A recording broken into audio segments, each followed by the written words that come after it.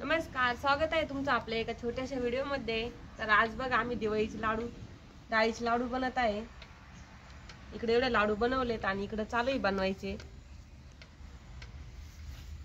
कोणाला आवडते डाळीचे लाडू? विकतचे लाडू पेक्षा घरी केलेले लाडू छान लागतात खायला। माझ्या भैयाला तर खरंच आवडतात डाळीचे लाडू। किती आवडते ते डाळीचे लाडू? तुला आवडते डाळीचे लाडू?